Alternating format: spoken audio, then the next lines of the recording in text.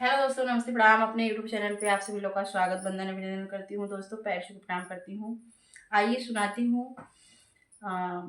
शिव चर्चा भजन गीत। बहुत प्यारा भजन गीत है, आप लोग पूरा सुनिएगा। चैनल पे नए हैं तो सब्सक्राइब शेयर लाइक कीजिएगा दोस्तों। आइए सुनाते हैं तीनों बहन मिलकर शिव चर्चा भजन गीत। आइए सुनिए। कोहरा जे गाड़ेला माटी के घड़ी लवा हे भोला, बड़ा निक लागेला गाड़ी लवा हे भोला, बड़ा निक लागेला।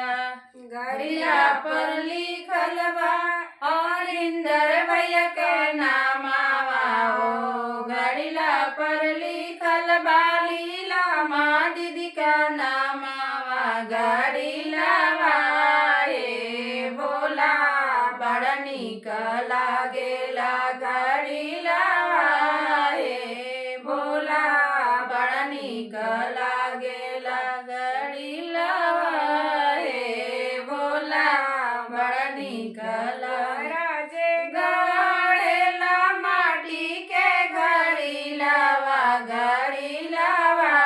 हे भोला, बड़ा निक लागेला गाड़ी लवा हे भोला, बड़ा निक लागेला।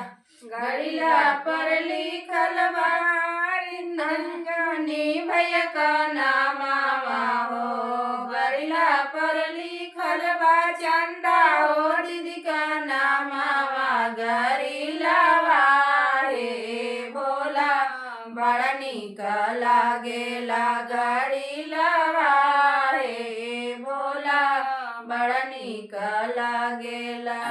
कोहरा जे गाड़ेला माटी के घड़ी लवा हे भोला, बड़ा निक लागेला गाड़ी लवा हे भोला, बड़ा निक लागेला। गड़िया पर लिखल बा शिव गुरु जी का नामावा हो। गड़िया पर लिखल बा पार्वती जी का नामावा। गाड़ी लवा हे भोला, बड़ा निक लागेला गाड़ी लवा हे भोला, बड़ा निक लागेला। कोहरा जे गाड़ेला माटी के घड़ी लवा हे भोला, बड़ा निक लागेला गाड़ी लवा हे भोला, बड़ा निक लागेला। हर हर महादेव।